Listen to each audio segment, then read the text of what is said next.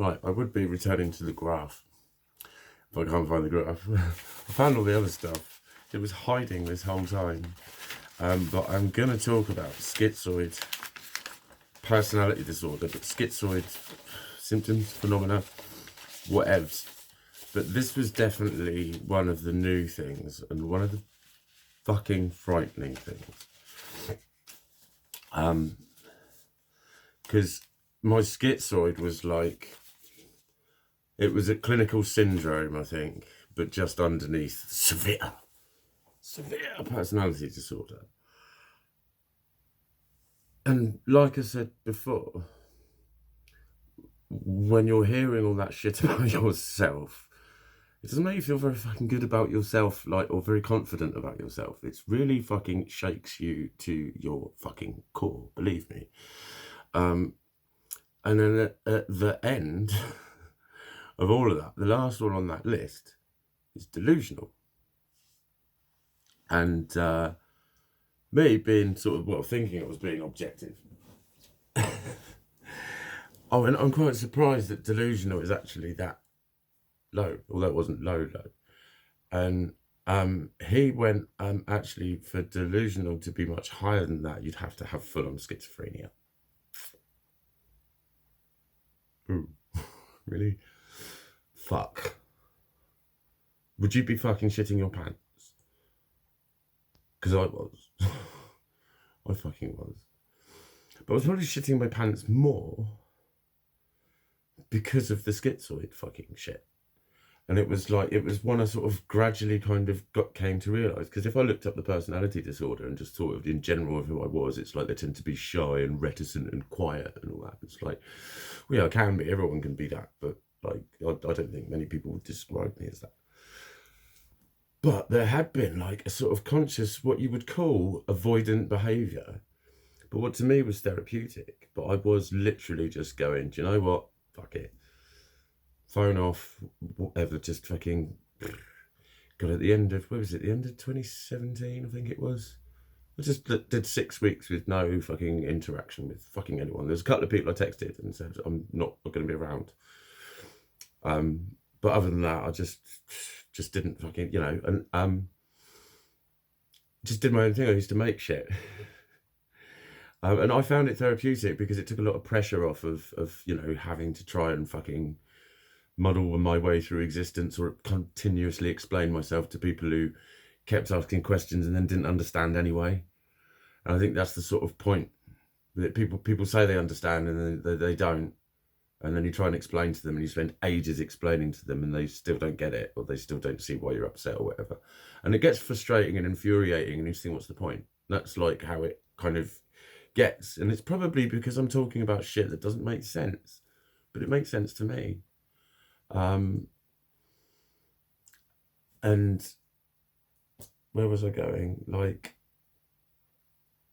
that's sort of one of the characteristics of the condition as a personality disorder, is that kind of very apathetic towards life, nonchalant, fucking just doesn't give a shit. You know what I mean? What's the point? It's not going to work anyway. It's not going to happen. And I thought like that about relationships, like consciously, not in a sort of really like way. And I'd spoken to a clinical psychologist about it, and it's actually quite a rational fucking choice to say, well, do you know what? Right here, right now, I do not have the emotional capacity to withstand the rigors of a relationship because they're highly emotionally charged situations, and I can't handle lowly emotionally charged situations. I can only handle happy, nice ones, really. So it's like, it's a rational choice to not be in a relationship. But it's not a very nice one to make. Although I was happy with being lonely until I decided I like definitely shouldn't even try and get into a relationship. So it's like, you always want what you can't have, I suppose.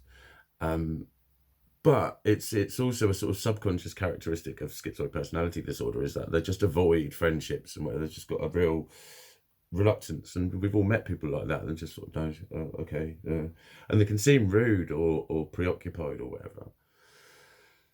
But there was like some just much more fucking frightening shit, and it's linked to like what he said to me when I was referring to an incident. I don't know if I put it on one of these videos actually. I put it on a Facebook video that he said that as I was describing something, he just said you were starting to reject the idea of yourself. This basically meant I was going to delete Mikey out of my head and just think, well, I can't exist then. And when we talk about ego, that would be like the sort of mental destruction of the ego. And when that happens, you go insane. People who walk into the middle of fields with their clothes off, and apparently they take their clothes off because they don't know who they are. And look at how much my clothes identify me and how much I identify with my clothes, and I go on about it. And I can straight away see you would not get dressed because you don't know who the fuck you are. And like when you're told that you're really close to that stuff, and then you start just piecing other things together. And there was one night I'd come back off of one of my little holidays, because I did find them therapeutic, one of these little breaks from society and from everything. And then when I'd like dip my toe back in the water and go to one of my halfway houses, this is a club, where I can act a lot more like myself and get away with it. And I'd start to be all right again. But there was this one night I went out, and I'm probably going to describe something that you think you've gone through, but you may well not have done. It's literally was like, after that initial, hey, how you doing? Pleased to see you sort of smile and that. It was just like, and nothing, vacuum.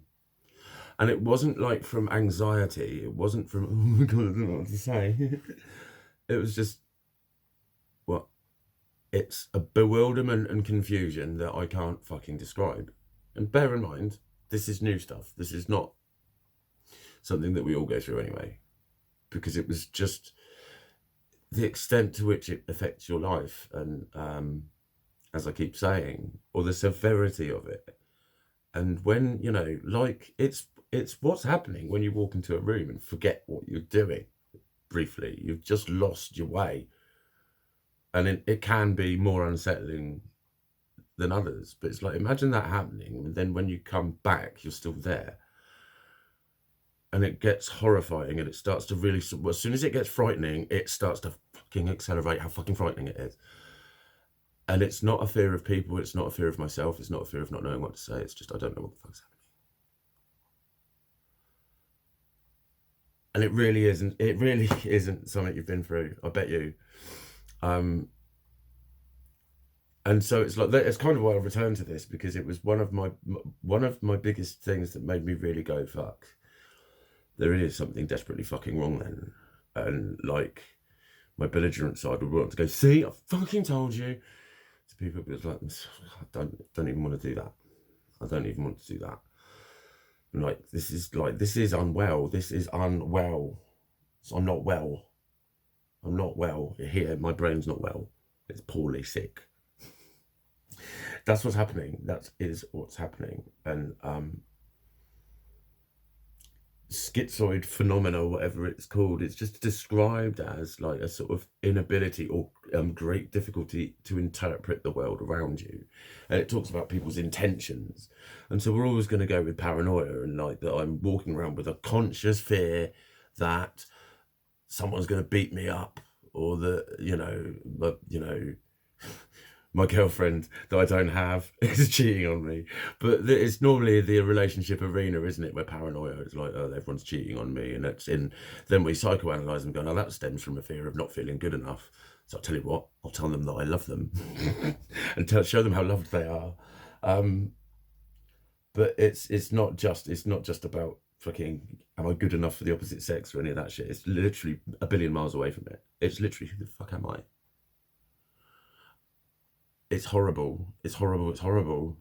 And it happened one night after one of my little holidays, and it kept happening in this club, to the point where I tried to talk to a mate about it. And I don't know, it's that's what I'm scared of happening. And it happens, it does happen sometimes when I'm out and about. And I don't know how to help with it. I don't know how to help with it. Because it's just, I don't even know what it's an uncertainty of. but I know it's really fucking frightening. And it's not something where you can just go like, look, mate, just fucking forget about it. Come and dance and fucking wait. It's like, no, because while you're dancing, you can forget who you are again.